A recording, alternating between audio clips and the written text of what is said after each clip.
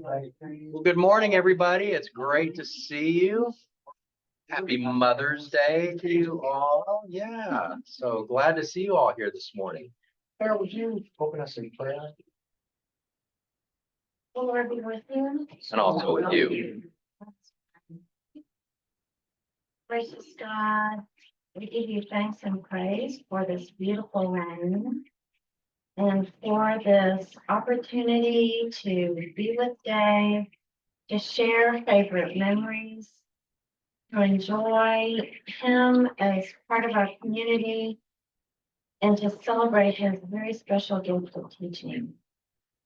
Help us to carry on the gifts that he's given to us in our ministries within this church and out into the world. In Jesus' name we pray. Amen. Thank you. Thank you. Thank you. So I'm just going to kind of be rambling a little bit, I guess. As I've tried to think about my time here, and this is a theme that has come up for me over and over and over again during my years of Trinity, is the word providence. And providence is not a word that we talk about a great deal. It doesn't sound that exciting, really. But I have never known any other way to explain the miraculous things that I've seen happen at this church over and over and over again. And when I think of providence, I don't think of just kind of sitting on your butt waiting for God to kind of do stuff for you. What I've seen at this church is you all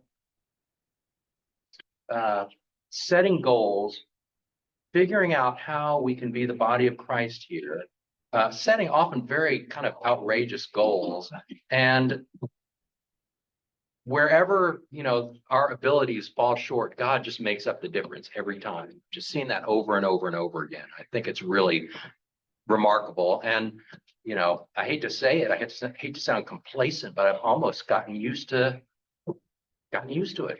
I've just assumed God is going to provide for us. That's trust. Well, and when has he ever let us down? Not yet. So anyways, seems to work. Now, my story with Trinity, in a way, I think of it as beginning while I was still in seminary. My senior year in the winter, what we had to do was take the general ordination exams, which was a horrible process. Really, it was a hazing ritual. I mean, these exams were just dreadful. It's really true. It was borderline abusive. There was just no reason for it except to humiliate people. And it was there were 7 exams for the 7 canonical areas. And this happened over the course of 4 or 5 days. But we had one day where we had kind of a day off just to kind of rest. And so I wound up going for a hike, as I did whenever I had time off, with one of my classmates who also really enjoyed the outdoors. And her name was Angie Emerson. Angie did her field work here at Trinity. And so there are a couple of you who still remember Angie. And she and I were out hiking and just kind of talking. We're starting to look forward to kind of what comes next after seminary. And Angie said, the Trinity in Marble Falls is just an amazing church. And the rector there, Ann Norman, she's doing a great job. But I'm wondering, it seems like maybe she has done for this church what she could do, and she might be moving on. And Angie said, I think you should keep your eye on Trinity. I think that this might be a great place for you, and you might be a great person to build on what Ann has done there. And so this was 3 years before I actually was contacted by the search committee for Trinity. So, but I always remembered that conversation. It really kind of did get me to thinking about Trinity. I soon learned just what a great church this was. I believe the only person in this room who was part of that search committee was Penny Miller. But it was the search was largely headed up by Bruce Lomax, And as you all know, Bruce knows how to get things done. But that was a great process, I thought. I mean, I would say that it was really characterized by openness. Nobody was pretending to be anybody that we weren't. And because we were really believing that the Holy Spirit was in the middle of this search process and that we wanted to make sure that this was going to be a good fit. So, I don't think I misrepresented myself, and I certainly didn't feel like anybody on the search committee misrepresented the church. We all were very open and honest, and so that was really great. One of the things that I talked about during the search, because I really had come to decide that I really had pretty firm boundaries just in terms of, my work at the church and my family, and trying to kind of keep some sort of separation there. And so I said this during the search, one of the search interviews. I said, I've seen too many of my colleagues sacrifice up their families on the altar of their vocation as priests, and I'm not going to do that. My family is always going to come first. So that was something that I said. So I'll come back to that later on. But anyways, I did wind up being called here, much to my astonishment. And it really was an incredible experience. Now, by then I'd been a priest for 3 years, an associate out in Conroe. And what I discovered being there, much to my surprise, was that seminary actually had done a really good job of preparing me to be a priest. So I was really, yeah, no, it was shocking. I did not expect this at all. What I discovered when I came here is that seminary did not prepare me to be a rector. Did not. No. We don't learn how to read budgets in seminary, or plunge toilets, or change, just the stuff that we actually do here, all the administrative stuff, run an office staff, hire, all this stuff. Creative, but yeah. So, anyways, that was a surprise. I remember, a couple of things that I think about when I think back to just how green I was when I got here. I remember my first vestry meeting. Now, at the vestry in Conroe, our rector was having a hard time functioning as rector. She had some medical issues that had interfered with her ability to kind of her executive function, I guess. And so she had turned over like the running of vestry meetings to the senior board. And I hadn't really been in very many vestry meetings. As far as I knew, that was the way it was done. That is not the way that it's typically done. It's very unusual for the senior warden to run vestry meetings. So I walked into my first vestry meeting. Penny would have been there. Pat Hudson was the senior warden. And so we sat down. I think I said a prayer. And then we all sat there looking at each other. And finally, I looked at Pat and I said, "Who's running this meeting?"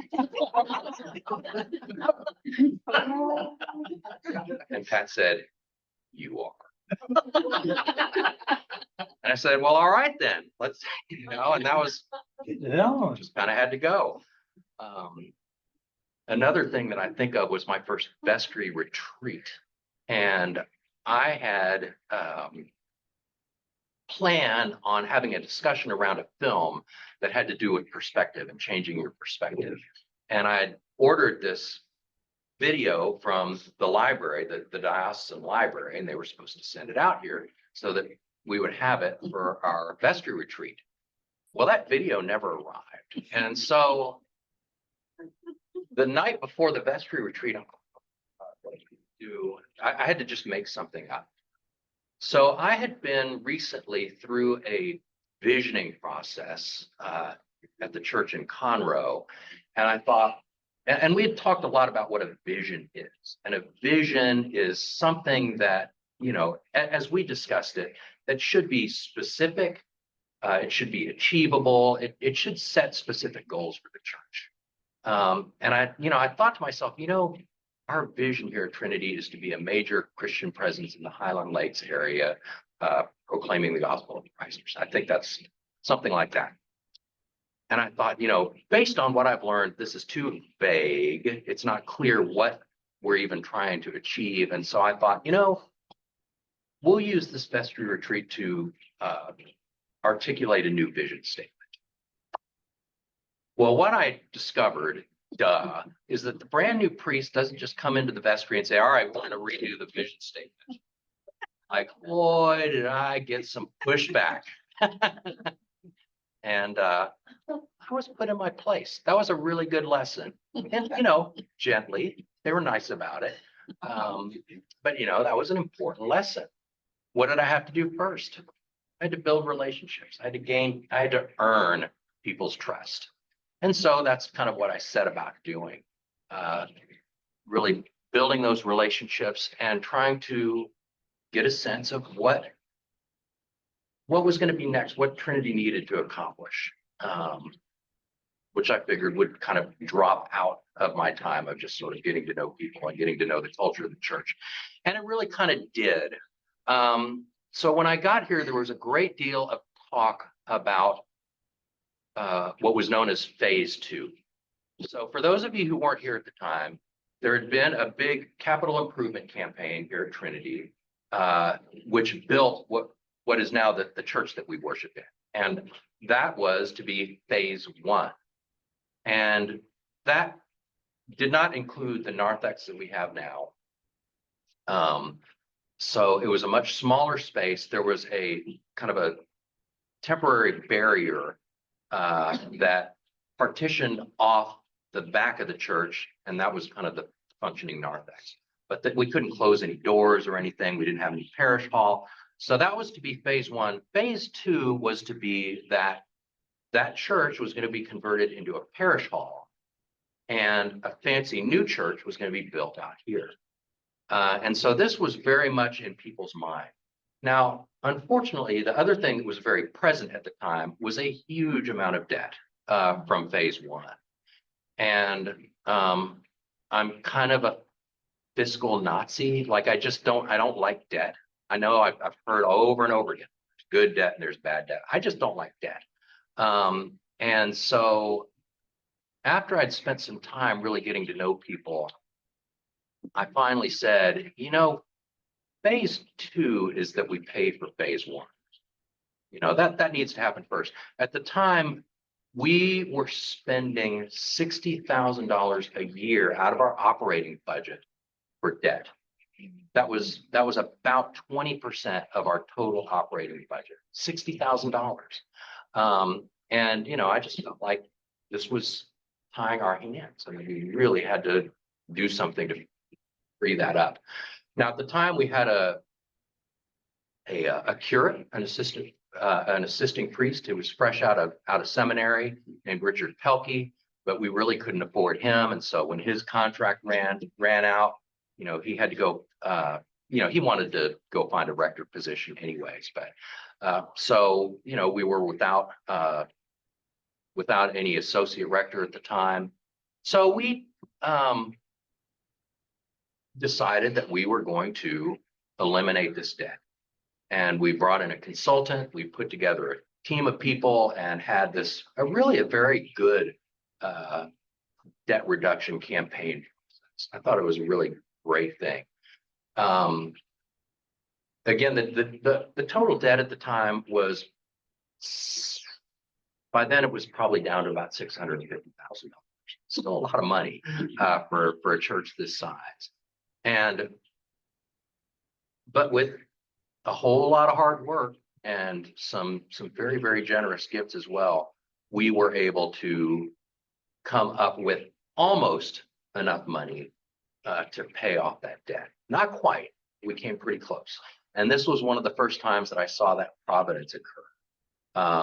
Because not too long after we wrapped up that campaign, one of our most beloved parishioners, Louise Oxley, passed away. And she made Trinity pretty much her sole beneficiary. And the amount that she left to this church was almost exactly what we needed. to completely pay off that debt. Just almost exactly. It's just amazing. So we were able to get that debt. It wasn't completely paid off yet, but with all the pledges that we had in hand, we knew that that debt was going to be gone within a couple of years. So then we decided, well, let's start a process of visioning what is next for us now that we're effectively debt free. And so the way that I think by then I decided, okay, the vision that we have, we're stuck with it. I don't care for it, but nobody cares. We're stuck with it. But here's what let's do. Let's describe specifically what it looks like to be a major Christian president. Because, you know, that could mean that we're big, that we have lots of people, or that, you know, it just could mean a lot of things. So what does it look like? And it turned out to mean a lot of it had to do with meeting community need, being out doing outreach work. But the biggest goal that was set by far, was to have a parish hall, a fellowship hall. That's what, you know, like we didn't know really what people were going to want, but, you know, it was like fellowship hall up here and everything else down here. At the time, if we wanted to do anything together as a parish, we had to just do it in the narthex, which again was just a very small space. And so we would do it like after church. And so we'd have church and then we'd set up a bunch of tables in the narthex. And we could probably uncomfortably seat between 40 and 50 people. I mean, we'd be crammed in there.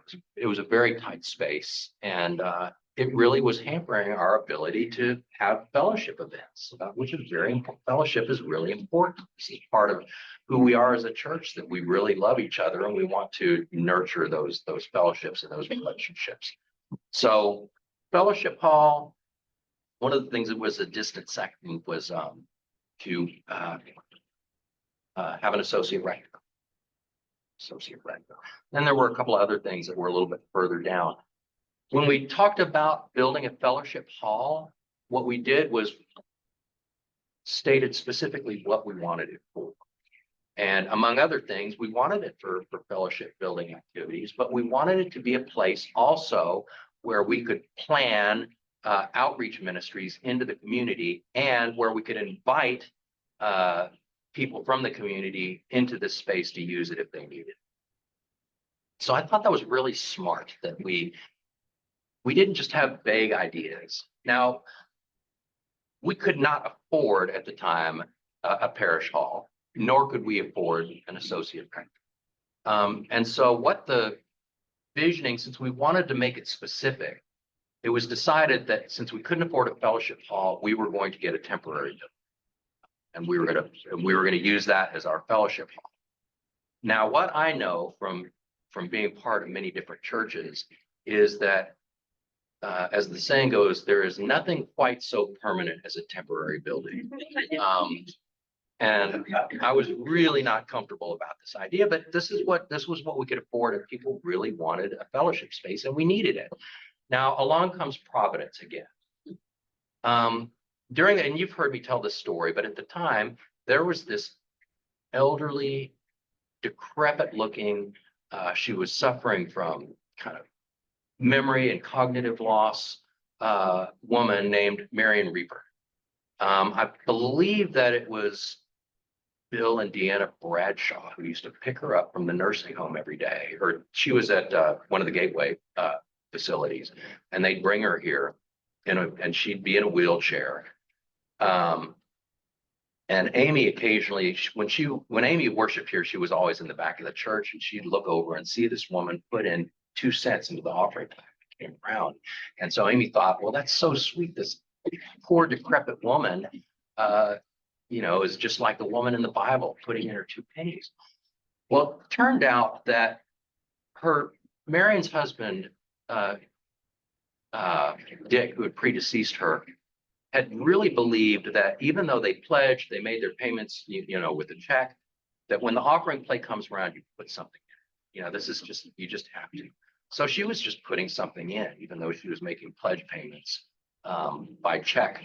And when she passed away, it turned out that both of the Rieperts together had in their will left almost their entire estate again to Trinity. This time that amounted to about $1.4 million. And there was a long process there. Some stepchildren of Marion's sued the estate. We had to go to court. We had to go into arbitration. We wound up giving up another probably $100,000 or so that otherwise would have come to us in order to settle out of court. But, I kind of figured this isn't our money anyways. And, these kids are going to have to live with themselves. Yes, they're not kids, but so now we've paid off our debt. We've gone through a visioning process and determined what our priorities are. And along comes $1.4 million. Now, I decided that this was a wonderful blessing and a gift, and that if everybody got into this to trying to decide what we're going to do with this money, it could turn into a bloodbath. And because everybody was going to have their own ideas, all good ones, about how we should spend this money. And so I visited with some members of the leadership who were kind of part of the financial committee at the time. We had a legal and finance commission. And one of the things I remember that Mike Kimball, who was the chair of the commission at the time, said, we need to protect ourselves from ourselves. We need to not just fritter this money away. We need to find a way to really use it for ministry, not just in the short term, but in the long term. So that's when we set up the foundation. That effort was spearheaded by Bill Laubach, who passed away about a year ago. He was an amazing guy. He was a real character. He was also a lawyer. He did all of the he described it as bureaucracy at its very worst. I mean, setting up a 501c3 is not easy, but he took care of it. And so that was the beginning. And we set that foundation up at the time with, I think, just 3 funds. One was what we called a tie, the vestry discretionary fund, that we set up with 10% of the whole amount.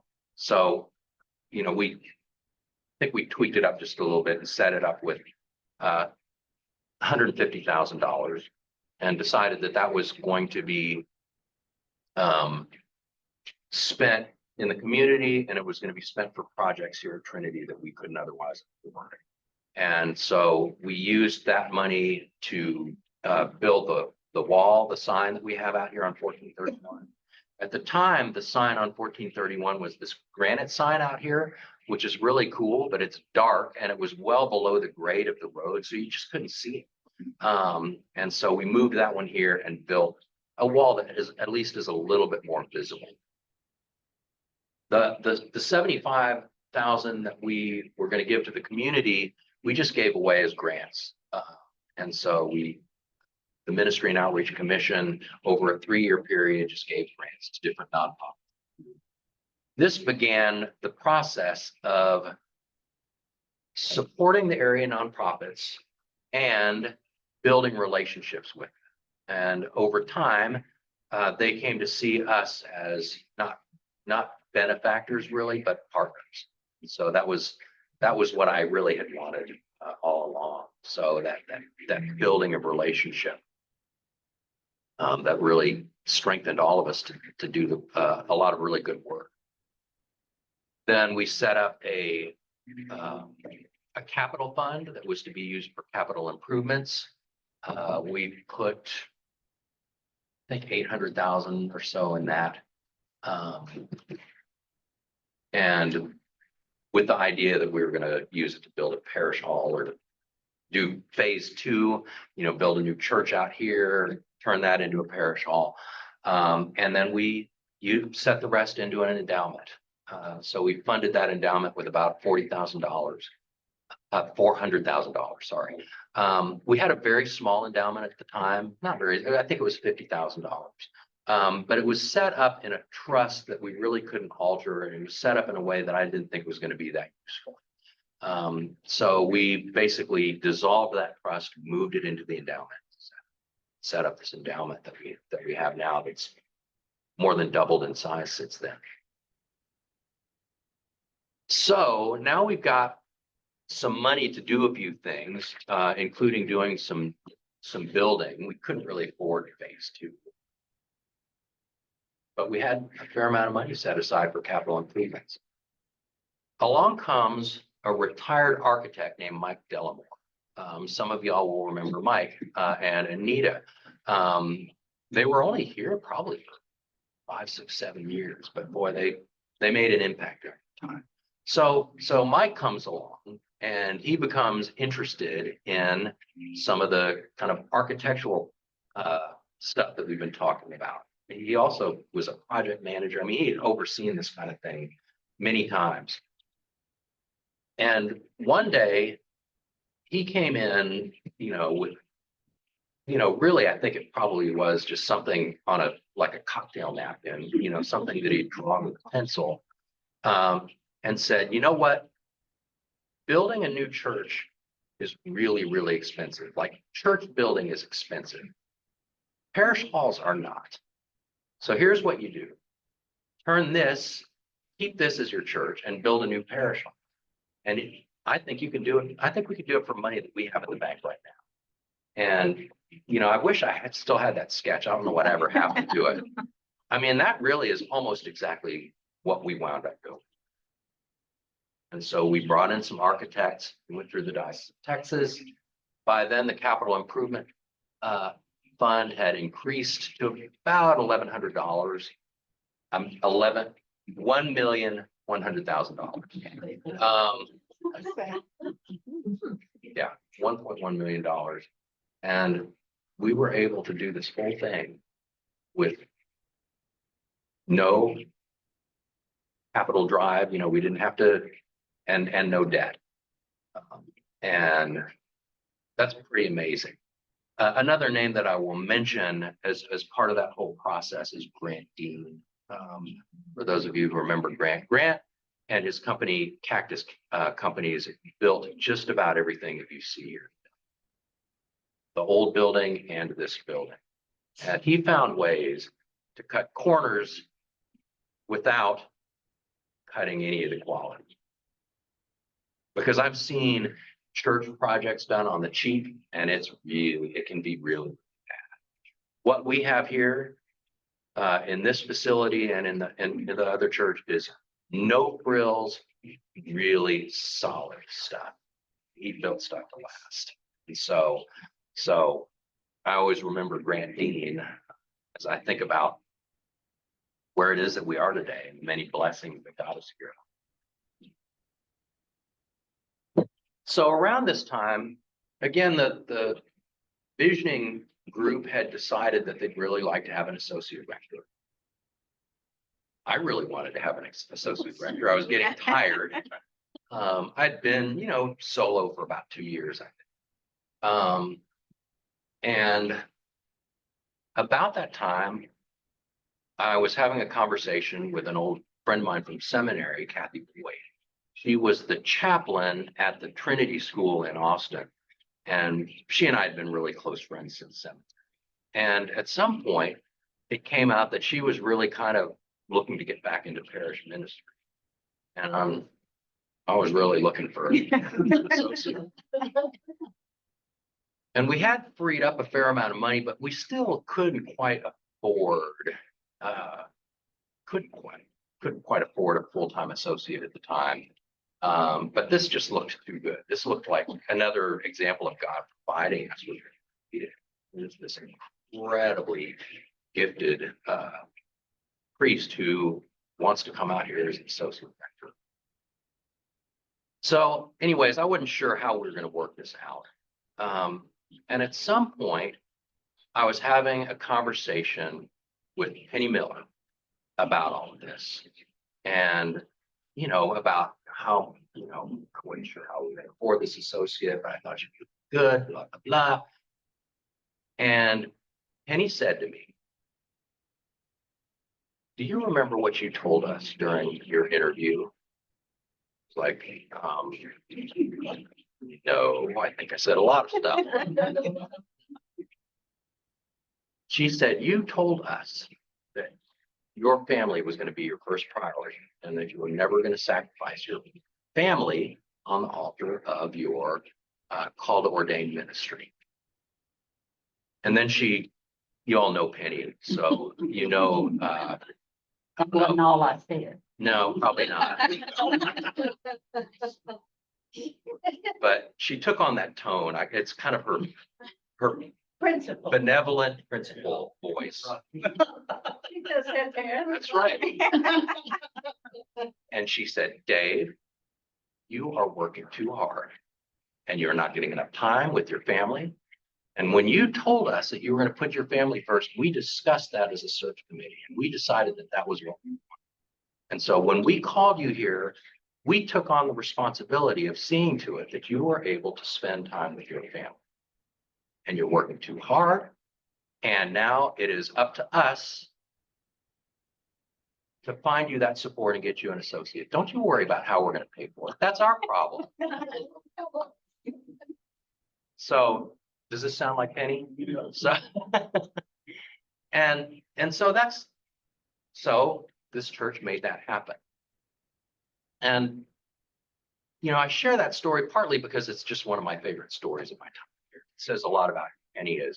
It also says a lot about who this church is.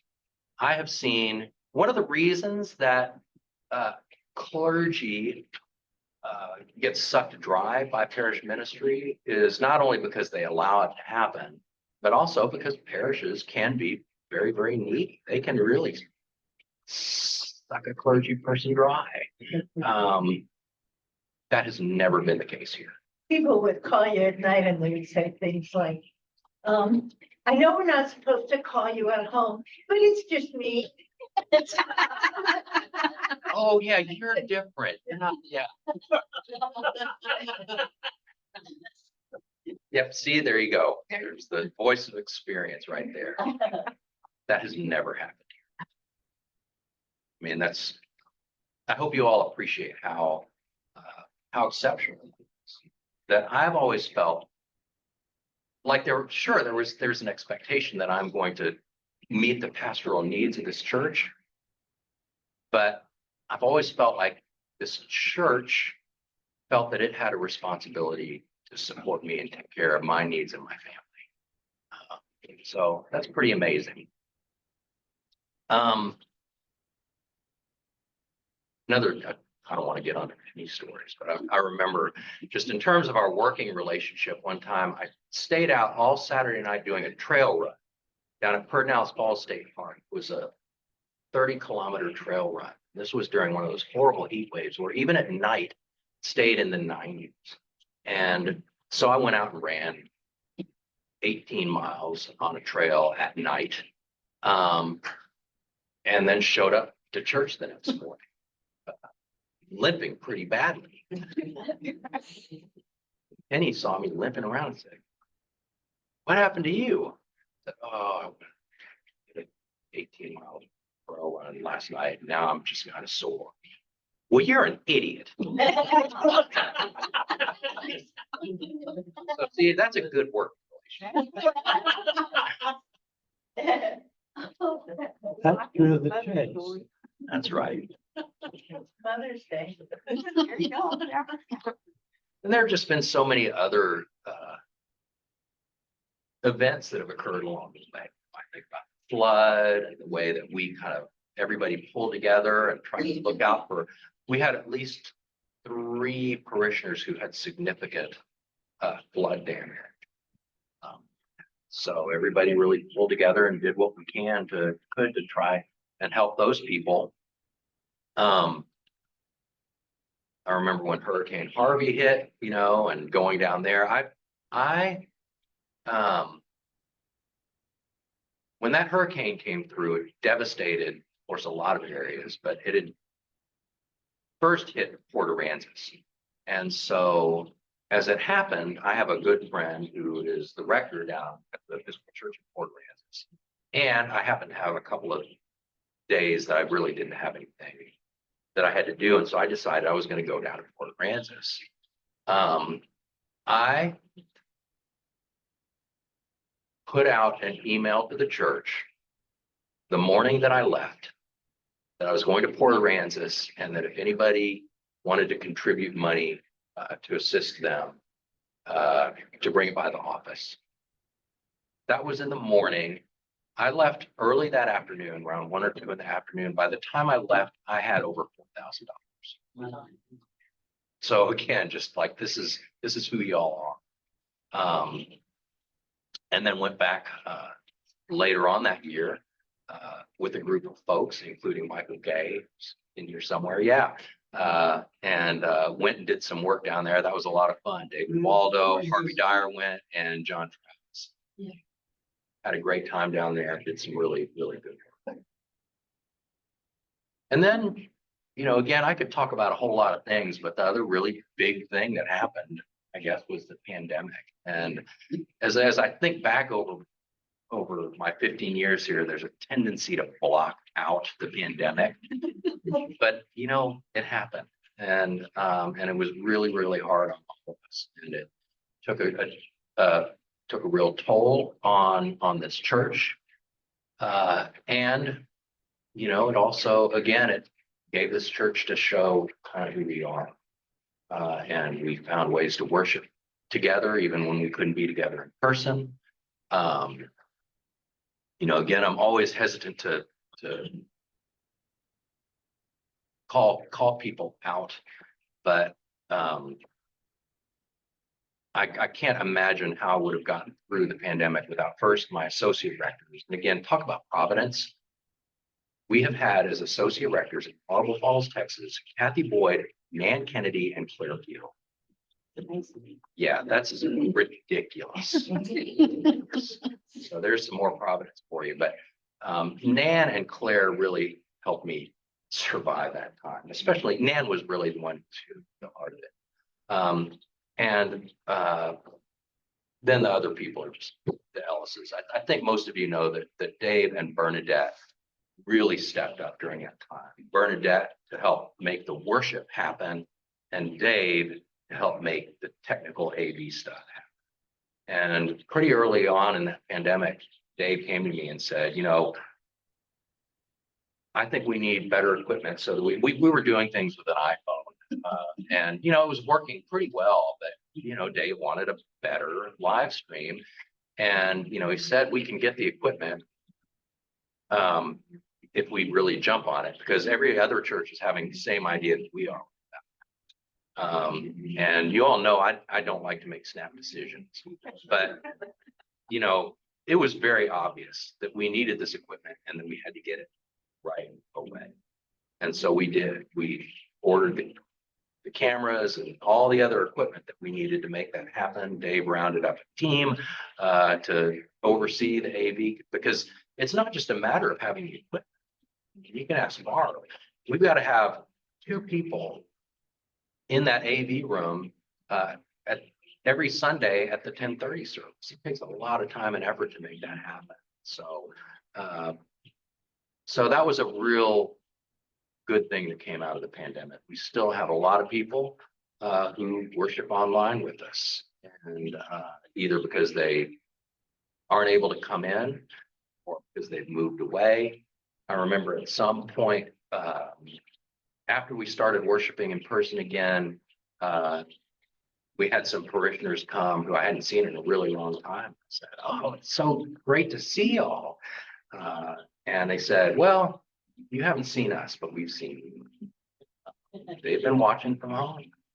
And so people continue to watch from home, and it continues to connect people to this worship community. And so that's a great thing that came out of the pandemic. The other great thing that came out of the pandemic, I think, is that we started worshiping outside, and we still have our Tuesday morning worship in the courtyard service.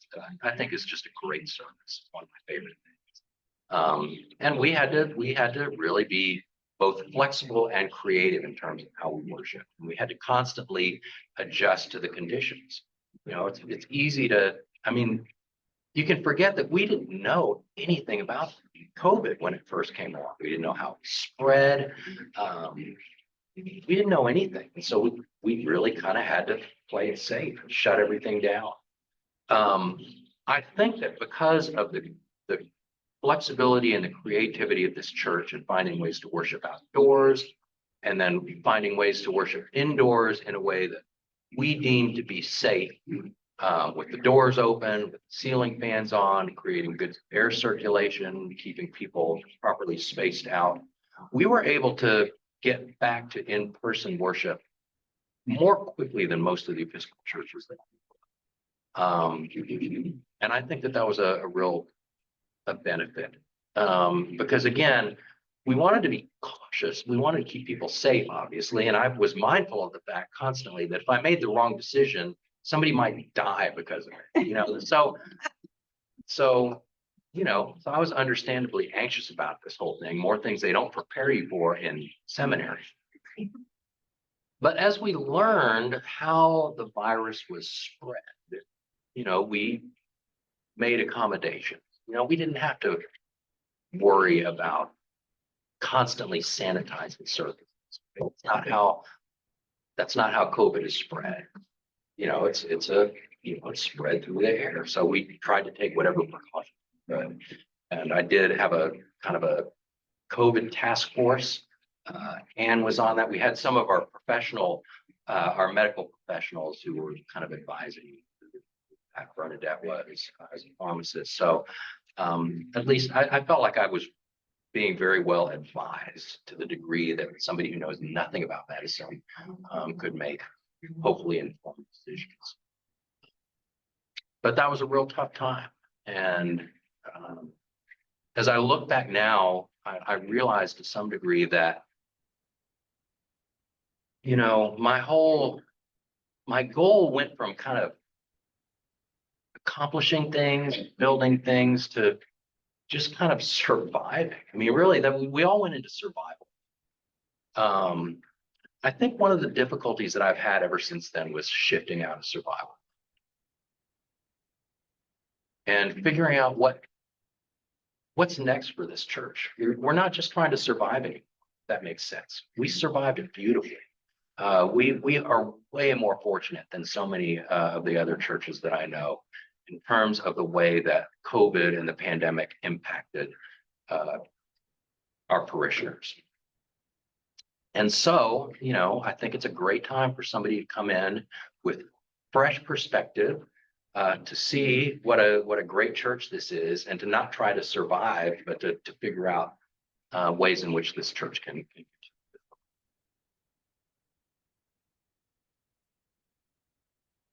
Those are some of my random thoughts. Let me say this, Dave, when we interviewed you and other candidates, they were very critical of our church and our approach to outreach. And you were, and I still remember thinking, he's probably not going to accept our call because we don't do what he thinks we should do on outreach. And that had been just one of those things that we did what we could, but we didn't stretch.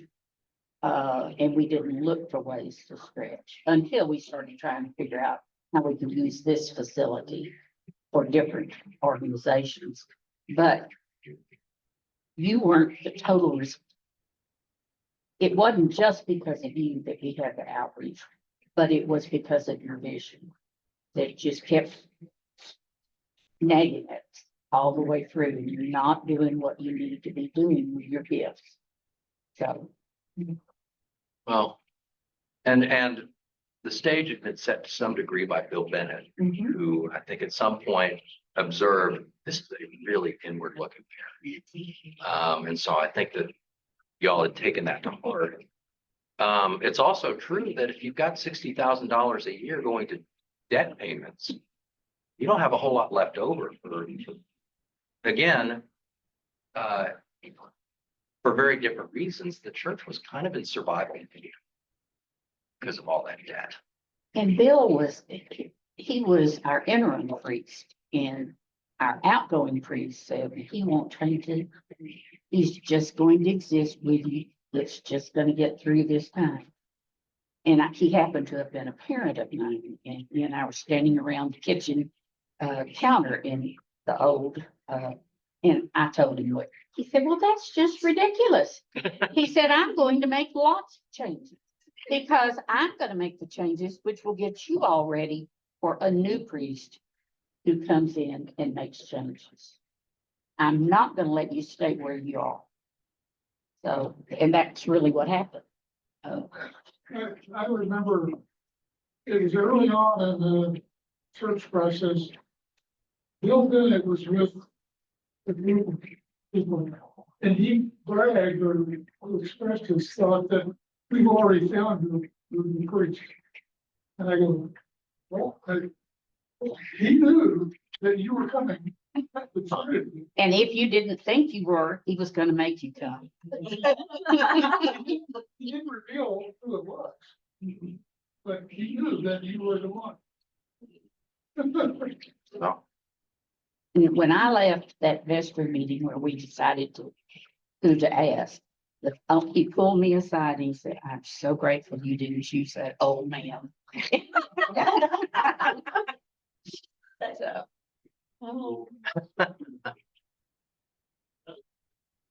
but he did do crazy things, because on Pentecost, he said to me, like the Thursday before church, on Sunday, I want the church to be filled with balloons, red balloons. Well, Mickey and Pat and George and I got every red balloon in this town, and then we didn't know how to put them in a car. We couldn't, I mean, it was traumatic, but, How did you do it? What I did you can't- finally do? we got them in. We made a couple trips. And of course, by the time church started, they were up on the ceiling frequently. Yeah. But we had red balloons. You get the fans running too, or? But we didn't have fans. I don't think, I don't know. Popping the balloon. hopefully not, yeah. Yeah, So Dave, talk to us a little bit about you personally. What's your future? Where are you going? What are you doing? What's your new vision? I don't have any clear idea yet. Except that I'm going to be really focusing my attention on my family. So it's a combination of Amy going back to work full time, Samuel starting high school, so that two full-time working parents just is not gonna work right now. And my mother, who's experiencing kind of age-related cognitive and memory decline, is needing a pretty high degree of care. She's out in North Carolina. One of the first things I'm going to do after I retire is Samuel and I are going to go out to North Carolina and drive my mom up to her summer place in upstate New York, stay with her a while, and try to get her settled in there and make sure that she's going to be safe on her own. So those are the things that I'm really going to be focusing on. I had envisioned retiring and going backpacking and fishing. It turns out that might have to wait a little while, but hopefully that'll come at some point. I don't have any plans to get back into parish ministry, but I'm not closed to it either. I'm done with being, I'm not going to serve as a rector again, and I don't foresee myself working full time at a church either. I could see doing supply work. I could see doing volunteer work. But I really don't know what that's going to look like.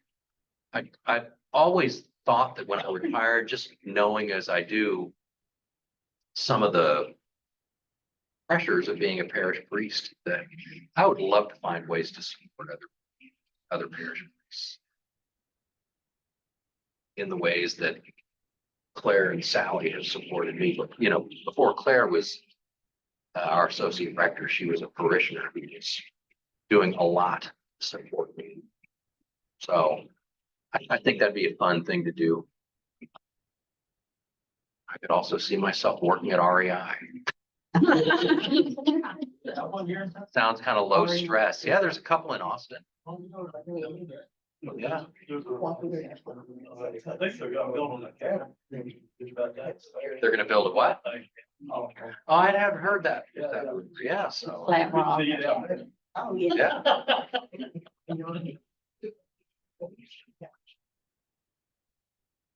Another one of my favorite memories from early on, I guess, is our first kind of pledge drive. We had I was told that I had to preach a stewardship sermon. And so I wouldn't. Sermon on the amount. The sermon on the amount. I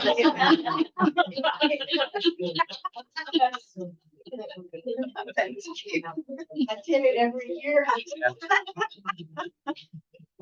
Well, I wasn't quite that clever, but I remember that the reading was the widow with the two copies, putting in everything.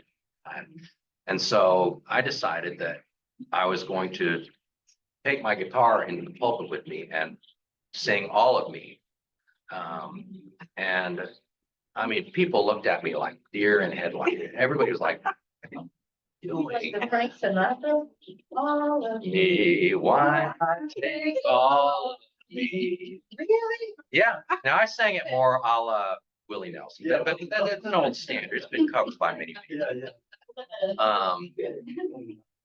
It turned out that my predecessor actually had very strong ideas about what constitutes sacred and secular music, and that secular music is not allowed in church. And so everybody was a little bit freaked out when I got up with the guitar and sang all. Again, y'all got used to it, I guess. Very graciously have humored me and bring my guitar into the pulpit from time to time. I think that's one of your great gifts. Yes. And it helps us, find faith in unexpected ways that are out there.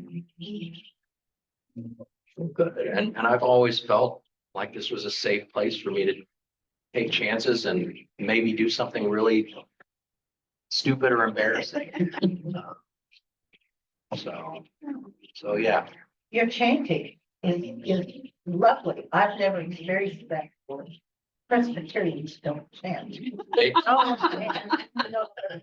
But really, that is, it's kind of a musical. It's sacred form of worship, and I really like that. I have never experienced it. Yes, that's what I meant. Maybe you could go on the road. Yeah. My handyman retired recently and now he's doing karaoke. Country and western karaoke. And he just bought a great big pontoon boat. So there might be something in it. Or Dave, you could go into organizing garage sales for churches.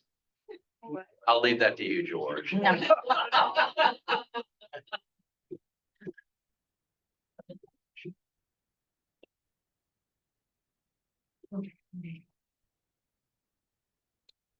never took a real sabbatical. You were gonna take a sabbatical and we all said, where are you going? And you said, to my backyard and reading. And that's pretty much what he did. So maybe you need to go on one of those stupid hikes. What he didn't tell you is he came in having not shaved and he didn't look real clean. But, and I'm thinking, oh, what are some of these people gonna say before I called him an idiot? But, you need to take some time for you. You, not Samuel, not Amy, and not the church, but you.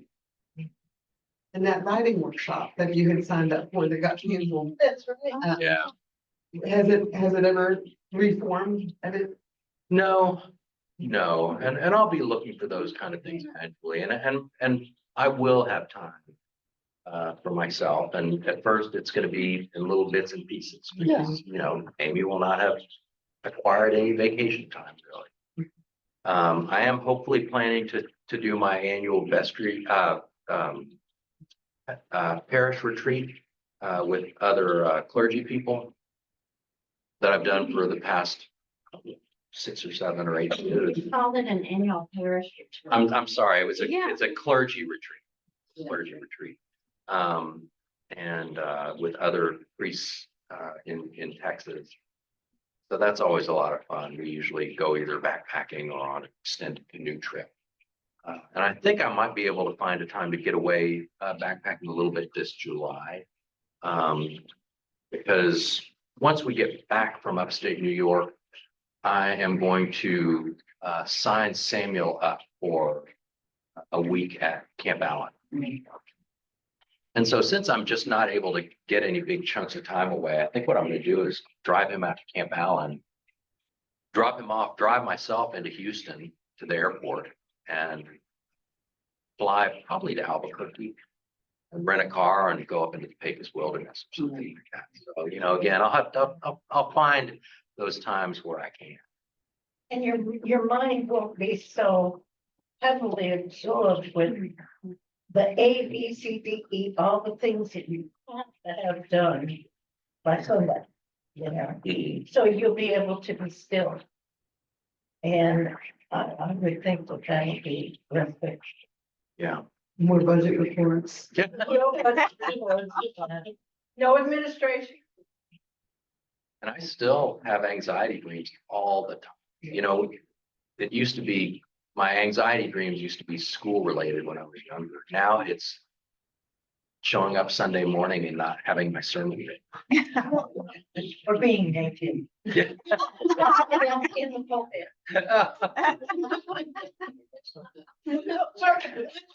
That's a bad You'd one. be okay if you was naked, but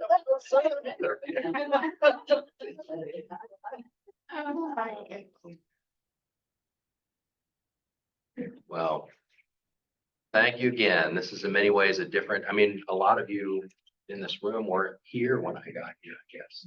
Some of you were.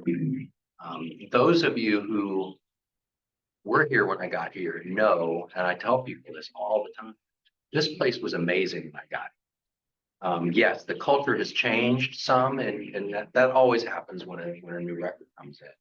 But it's not like I took this sorry church and turned it into, this place was amazing when I got here. So, I said people used to say, wow, congratulations, done a great job here. And I always said, I found it this way. I'm just trying to not screw it up. And, just. Dave,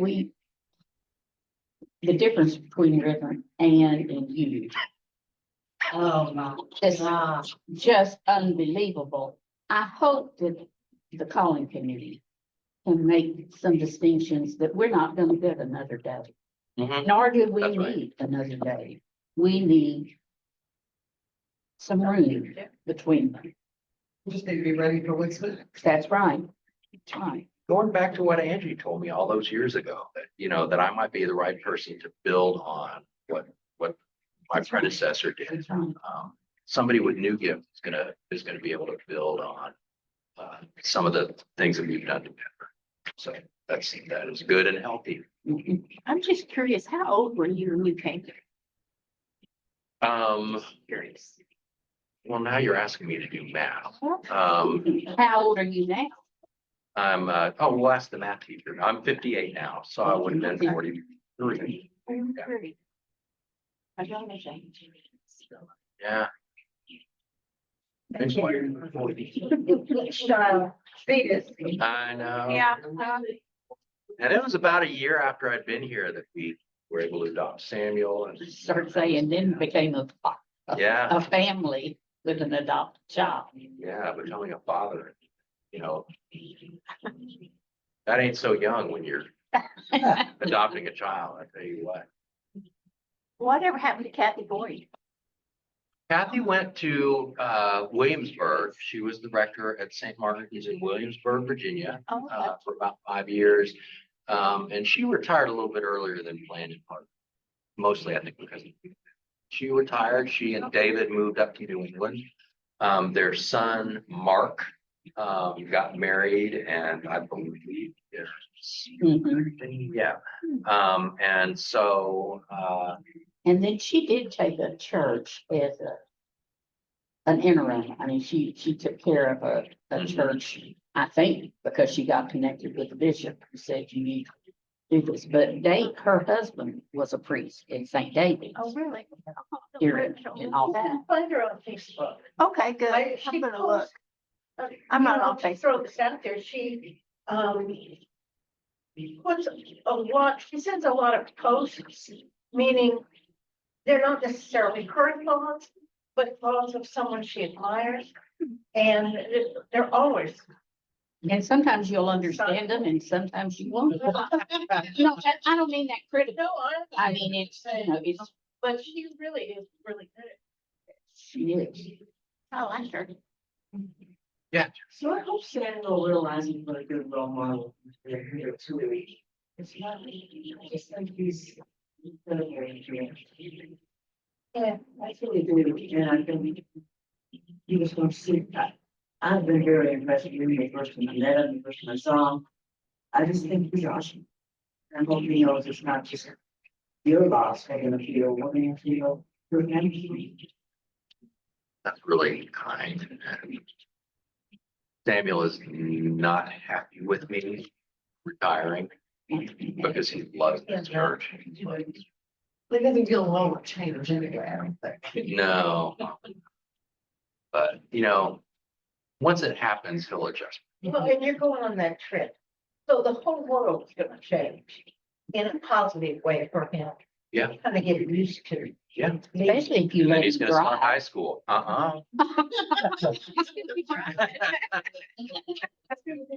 Well, okay. I don't know, a couple more years, we might just be flying up here, but Yeah, We yeah, might no not be kidding. right Who back home. knows? probably just been dropped off somewhere.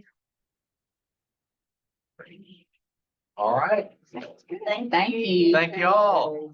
Fun. Sorry, I took your spot.